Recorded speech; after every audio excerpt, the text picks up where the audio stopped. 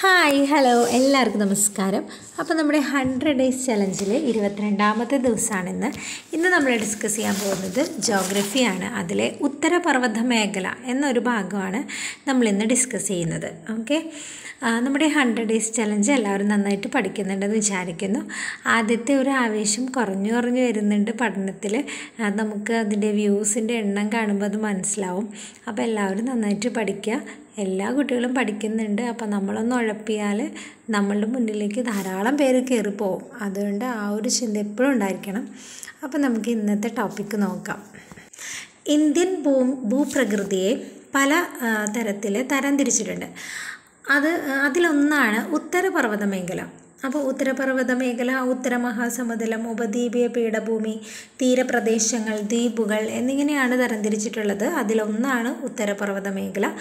ആ ഉത്തരപർവ്വത മേഖലയും അതിനോടനുബന്ധിച്ച പ്രധാനപ്പെട്ട പോയിന്റുകളുമാണ് ഇന്ന് നമ്മൾ ചർച്ച ചെയ്യാനായിട്ട് പോകുന്നത്.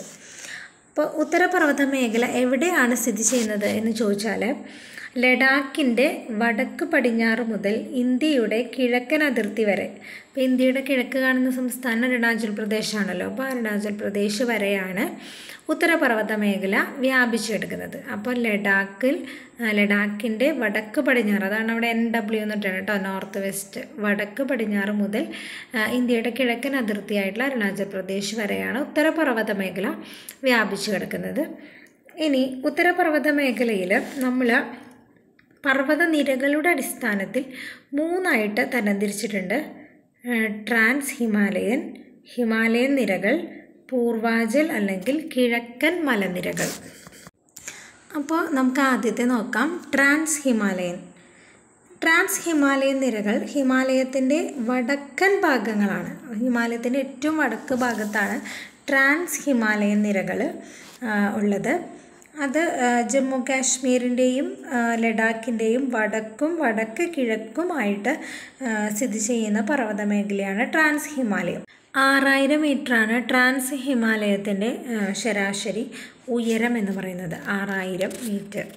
ഇനി ഇത് കാണുന്നത് വടക്ക് ഭാഗത്താണെന്ന് നമ്മൾ പറഞ്ഞു. ഹിമാദ്രിക്ക് വടക്കായിട്ടാണ് സ്ഥിതി ചെയ്യുന്നത്. ഹിമാദ്രിക്ക് വടക്കായിട്ട് സസ്കർ പർവ്വത നിരകൾക്ക് സമാന്തരമായിട്ടാണ് ട്രാൻസ് ഹിമാലയം നിലകൊള്ളുന്നത്. ഈ ഹിമാദ്രി എന്താണെന്നൊക്കെ നമ്മൾ പറയൂ കേട്ടോ, ഇതിൻ്റെ കുറച്ച് കഴിയുമ്പോൾ വരുന്നുണ്ട്. അപ്പോൾ എന്തായാലും ഹിമാദ്രിക്ക് വടക്ക് ഭാഗത്തായിട്ട് സസ്കർ പർവ്വതനിരയ്ക്ക് സമാന്തരമായിട്ട് കാണുന്ന മലനിരയാണ് ട്രാൻസ് ഹിമാലയത്തിൻ്റെ ഭാഗമായിട്ടുള്ള ഇന്ത്യൻ കേന്ദ്രഭരണ പ്രദേശങ്ങളാണ് ജമ്മു കാശ്മീരും ലഡാക്കും. ഓക്കെ, ട്രാൻസ് ഹിമാലയത്തിൻ്റെ ഭാഗമായിട്ടുള്ള ഇന്ത്യൻ കേന്ദ്രഭരണ പ്രദേശങ്ങളാണ് ജമ്മു കാശ്മീരും ലഡാക്കും. അതുപോലെ ഇന്ത്യയിലെ ട്രാൻസ് ഹിമാലയൻ നിരയിൽ ഉൾപ്പെടുന്ന പ്രധാന പർവ്വത നിരകളാണ് കാരക്കോറം, ലഡാക്ക്, സസ്കർ എന്നീ പർവ്വത നിരകളാണ് ട്രാൻസ് ഹിമാലയൻ നിരയിൽ ഉൾക്കൊണ്ടിട്ടുള്ളത്. ജമ്മു, ശ്രീനഗർ എന്നിവ സ്ഥിതി ചെയ്യുന്നത് സസ്കർ പർവ്വതനിരയിലാണ്. ഏതൊക്കെയാണ്? ജമ്മു, ശ്രീനഗർ എന്നിവ സ്ഥിതി ചെയ്യുന്ന മലനിരയാണ് സസ്കർ മലനിര. ഹിന്ദുകുഷ് പർവ്വതനിര സ്ഥിതി ചെയ്യുന്ന രാജ്യങ്ങളാണ് പാകിസ്ഥാൻ, അഫ്ഗാനിസ്ഥാൻ. കാരക്കോറം പർവ്വതനിര, അതിൻ്റെ പ്രത്യേകത ഉയർന്ന ഏഷ്യയുടെ നട്ടെല്ല് എന്നറിയപ്പെടുന്നത് കാരക്കോറം പർവ്വതനിരയാണ്. അതുപോലെ നമ്മുടെ ട്രാൻസ് ഹിമാലയത്തിൻ്റെ വടക്കായി സ്ഥിതി ചെയ്യുന്ന പർവ്വതനിരയാണ് കാരക്കോറം പർവ്വതനിര. ഇന്ദിരാകോൾ സ്ഥിതി ചെയ്യുന്ന മലനിരയാണ് കാരക്കോറം മലനിര. സ്ഥിതി ചെയ്യുന്ന മലനിരയാണ് കാരക്കോറം മലനിര. അതുപോലെ ലോകത്തിലെ ഏറ്റവും ഉയരം കൂടിയ 2ാമത്തെ കൊടുമുടിയാണ് ഗോഡ്വിൻ ഓസ്റ്റിൻ. ലോകത്തിലെ ഉയരം കൂടിയ കൊടുമുടി നമുക്കറിയാം മൗണ്ട് എവറസ്റ്റ് ആണ്. ഏറ്റവും ഉയരം കൂടിയ 2ാമത്തെ കൊടുമുടിയാണ് ഗോഡ്വിൻ ഓസ്റ്റിൻ. മൗണ്ട് K2 എന്ന് പറയും. മൗണ്ട് K2ൻ്റെ ഉയരമാണ് കൊടുത്തിട്ടുള്ളത് 8611 മീറ്റർ. അത് 8661 എന്നൊക്കെ നമ്മുടെ SCERTയിൽ കൊടുക്കുന്നുണ്ട്. അത് ബ്രാക്കറ്റിൽ കൊടുത്തത് കേട്ടോ. ഇനി മൗണ്ട് K2ൻ്റെ പേരുകൾ, പ്രാദേശികമായിട്ട് നമ്മളിവിടെ അതിന് വിളിക്കുന്ന പേരുകളാണ് ദാബ് സാങ്, ലംബ പഹാർ. കാരക്കോറം പർവ്വതനിരയിൽ പ്രധാനമായിട്ടും കുറച്ച് ഹിമാനികൾ കാണാറുണ്ട്. ആ ഹിമാനികളുടെ പേരുകളാണ് കൊടുത്തിട്ടുള്ളത്. സിയാച്ചിൻ, BFO, ബാൾട്ടാറോ, ഹിസ്പൂർ. അതുപോലെ അഫ്ഗാനിസ്ഥാൻ, ചൈന എന്നീ രാജ്യങ്ങളുമായി ഇന്ത്യക്ക് അതിർത്തിയായി നിലകൊള്ളുന്ന പർവ്വതനിരയാണ് കാരക്കോറം. അഫ്ഗാനിസ്ഥാൻ, ചൈന എന്നീ രാജ്യങ്ങളുമായി ഇന്ത്യക്ക് അതിർത്തിയായിട്ട് നിലകൊള്ളുന്ന പർവ്വതനിരയാണ് കാരക്കോറം പർവ്വതനിര.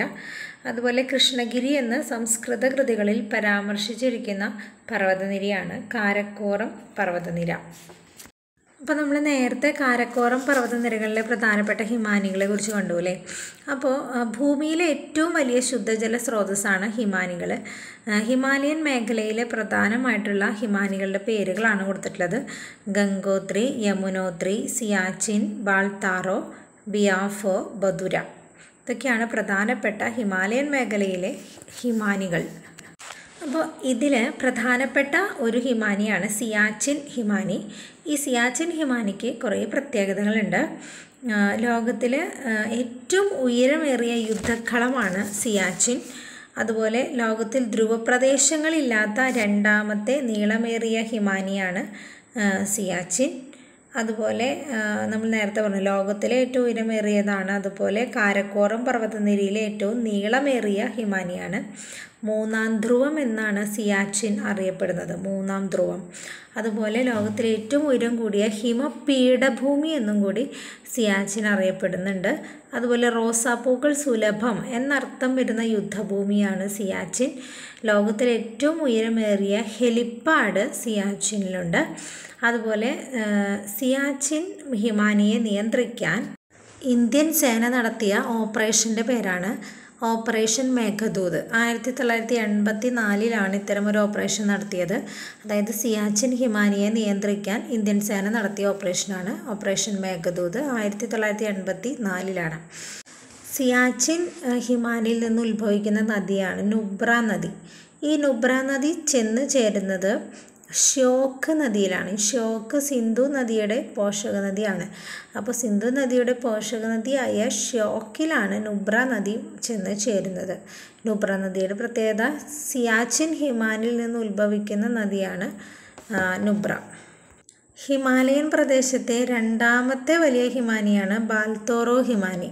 അപ്പോൾ നമ്മൾ സിയാച്ചിനാണ് ഏറ്റവും ഉയരമേറിയതെന്ന് പറഞ്ഞു. ഇനി രണ്ടാമത്തെ വലിയതാണ് ബാൽത്താറോ ഹിമാനി. ബാൽത്താറോ ഹിമാനി കാരക്കോറം പർവ്വതനിരയിലാണ് സ്ഥിതി ചെയ്യുന്നത്. ഇനി പീർ പഞ്ചൽ പ്രദേശത്തെ നീളം കൂടിയ ഒരു ഹിമാനിയാണ് സോനാപാനി ഹിമാനി. പീർ പഞ്ചൽ പ്രദേശത്തെ നീളം കൂടിയ ഹിമാനിയാണ് സോനാപാനി ഹിമാനി. കിഴക്കൻ ഹിമാലയത്തിലെ ഏറ്റവും വലിയ ഹിമാനിയാണ് സെമു ഹിമാനി. കിഴക്കൻ ഹിമാലയത്തിലെ ഏറ്റവും വലിയ ഹിമാനിയാണ് സെമു ഹിമാനി. ഇനി കേദാർനാഥ് ക്ഷേത്രത്തിൻ്റെ വടക്കായിട്ട് സ്ഥിതി ചെയ്യുന്ന ചോറാബാരി ഹിമാനി ഉരുകുന്നതിൻ്റെ ഫലമായി രൂപപ്പെടുന്ന തടാകമാണ് ഗാന്ധി സരോവർ. അപ്പോൾ എന്താ ഗാന്ധി സരോവർ? കേദാർനാഥ് ക്ഷേത്രത്തിന് വടക്കായിട്ട് സ്ഥിതി ചെയ്യുന്ന ചോറാബാരി ഹിമാനി ഉരുകുന്നതിൻ്റെ ഫലമായി രൂപപ്പെടുന്ന തടാകമാണ് ഗാന്ധി സരോവർ. ഓക്കെ, അപ്പോൾ കേദാർനാഥ് ക്ഷേത്രത്തിൻ്റെ വടക്കായിട്ട് സ്ഥിതി ചെയ്യുന്ന ചോറാബാരി ഹിമാനി ഉരുകുന്നതിൻ്റെ ഫലമായി രൂപം കൊള്ളുന്ന തടാകമാണ് ഗാന്ധി സരോവർ. ഇനി അടുത്തത് ഹിമാലയൻ നിരകൾ. ഹിമാലയം എന്ന വാക്കിൻ്റെ അർത്ഥം മഞ്ഞിൻ്റെ വാസസ്ഥലം എന്നാണ്. ട്രാൻസ് ഹിമാലയത്തിനും കിഴക്കൻ മലനിരകൾക്കും ഇടയിൽ വടക്കു പടിഞ്ഞാറ് തെക്കു കിഴക്ക് ദിശയിലാണ് ഈ ഹിമാലയൻ നിരകൾ കാണപ്പെടുന്നത്. പടിഞ്ഞാറ് സിന്ധു മുതൽ കിഴക്ക് ബ്രഹ്മപുത്ര വരെ ഏകദേശം 2400 കിലോമീറ്ററോളം ദൂരം ഹിമാലയം വ്യാപിച്ചു കിടക്കുന്നുണ്ട്. പടിഞ്ഞാറ് സിന്ധു മുതൽ കിഴക്ക് ബ്രഹ്മപുത്ര വരെ. ഹിമാലയം നിർമ്മിച്ചിരിക്കുന്ന ശിലകൾ ഏതൊക്കെയാണ്? അവസാദ ശിലകളും കായാന്തരിത ശിലകളും. ഈ 2 ശിലകളാണ് ഉപയോഗിച്ചാണ് ഹിമാലയം നിർമ്മിച്ചിരിക്കുന്നത് കേട്ടോ. ഇനി ഇവിടെ കൊടുത്തിട്ടുള്ളത് ഹിമാലയവുമായി അതിർത്തി പങ്കിടുന്ന രാജ്യങ്ങളുടെ പേരുകളാണ്. India, Pakistan, China, Nepal, Bhutan, Afghanistan, Bangladesh, Myanmar. ഇത്രയും രാജ്യങ്ങൾ ഹിമാലയവുമായി അതിർത്തി പങ്കിടുന്ന രാജ്യങ്ങളാണ്.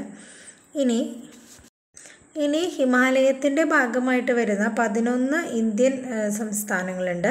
അതിൻ്റെ പേരുകളാണ് കൊടുത്തിട്ടുള്ളത്. ഹിമാചൽ പ്രദേശ്, ഉത്തരാഖണ്ഡ്, സിക്കിം, പശ്ചിമ ബംഗാൾ, മേഘാലയ, ആസാം, ത്രിപുര, മിസോറാം, മണിപ്പൂർ, നാഗാലാൻഡ്, അരുണാചൽ പ്രദേശ്. ഇത്രയും 11 സംസ്ഥാനങ്ങളാണ് ഹിമാലയത്തിൻ്റെ ഭാഗമായിട്ട് വരുന്ന ഇന്ത്യൻ സംസ്ഥാനങ്ങൾ. ഇനി നമ്മൾ പറയാൻ പോകുന്നത് ഈ ഹിമാലയത്തിന് 3 സമാന്തര പർവ്വതനിരകളുണ്ട്. ഹിമാലയത്തിൽ 3 സമാന്തര പർവ്വതനിരകളുണ്ട്. ഹിമാദ്രി, ഹിമാചൽ, സിവാലിക്. അതായത് ഗ്രേറ്റർ ഹിമാലയാണ് ഹിമാദ്രി, ലെസർ ഹിമാലയ ഹിമാചൽ, ഔട്ടർ ഹിമാലയ സിവാലിക്. ഇനി ഇതിൽ ഓരോന്നും എന്താ നോക്കാം. ഹിമാദ്രി. ഹിമാലയത്തിലെ ഉയരം കൂടിയ പർവ്വതനിരയാണ് ഹിമാദ്രി. ഹിമാലയത്തിൻ്റെ നട്ടെല്ല് എന്നൊക്കെയാണ് നമ്മൾ ഹിമാദ്രീനെ വിളിക്കുക. ഹിമാലയത്തിൻ്റെ വടക്കേ അറ്റത്തുള്ള പർവ്വതനിരയാണ് ഹിമാദ്രി. ഏകദേശം 6000 മീറ്ററോളം ഉയരമാണ് പറഞ്ഞിട്ടുള്ളത്. ഈ ഹിമാദ്രിയിൽ നിന്ന് ഉത്ഭവിക്കുന്ന 2 നദികളാണ് ഗംഗ, യമുന. അതുപോലെ ഹിമാദ്രിക്ക് വടക്കായിട്ട് ടിബറ്റ് വരെ നീളുന്ന ഹിമാലയത്തെ നമ്മൾ വിളിക്കുന്ന പേരാണ് തെതിസ് ഹിമാലയം. എന്താണ്? ഹിമാദ്രിക്ക് വടക്ക് ടിബറ്റ് വരെ നീളുന്ന ഹിമാലയം അറിയപ്പെടുന്നത് തെതിസ് ഹിമാലയം എന്നാണ്. അതുപോലെ മൗണ്ട് എവറസ്റ്റ്, കാഞ്ചൻജംഗ, നംഗപർവ്വതം, ഈ പർവ്വതനിരകളൊക്കെ ഹിമാദ്രിയിലാണ് കാണുക. ഏതൊക്കെ? മൗണ്ട് എവറസ്റ്റ്, കാഞ്ചൻജംഗ, നംഗപർവ്വതം. അതിൽ മൗണ്ട് എവറസ്റ്റിനെ കുറിച്ച് നോക്കാം. ലോകത്തിലെ തന്നെ ഏറ്റവും ഉയരം കൂടിയ കൊടുമുടിയാണ് മൗണ്ട് എവറസ്റ്റ്. നമുക്കറിയാം ഹിമാലയത്തിലെ ഏറ്റവും ഉയരം കൂടിയ കൊടുമുടിയാണ്. അതുപോലെ 8848 മീറ്ററാണ് ഉയരം പറയുന്നത്. എവറസ്റ്റ് സ്ഥിതി ചെയ്യുന്നത് നേപ്പാളിലാണ്. നേപ്പാളിൽ എവറസ്റ്റിൻ്റെ പേര് സാഗർമാത എന്നാണ്, സാഗർമാത. ഇനി കാഞ്ചൻജംഗ. കാഞ്ചൻജംഗ പൂർണ്ണമായിട്ടും ഇന്ത്യയിൽ കാണുന്നതാണ്. പൂർണ്ണമായിട്ടും ഇന്ത്യയിൽ സ്ഥിതി ചെയ്യുന്ന ഉയരം കൂടിയ കൊടുമുടി. പൂർണ്ണമായും ഇന്ത്യയിൽ സ്ഥിതി ചെയ്യുന്ന ഉയരം കൂടിയ കൊടുമുടിയാണ് കാഞ്ചൻജംഗ. ലോകത്തിലെ ഉയരം കൂടിയ 3ാം സ്ഥാനമാണ് കാഞ്ചൻജംഗയ്ക്കുള്ളത്. പക്ഷേ പൂർണ്ണമായും ഇന്ത്യയിൽ സ്ഥിതി ചെയ്യുന്ന ഏറ്റവും ഉയരം കൂടിയ കൊടുമുടിയാണ് കാഞ്ചൻജംഗ. 8586 മീറ്ററാണ് അതിൻ്റെ ഉയരം.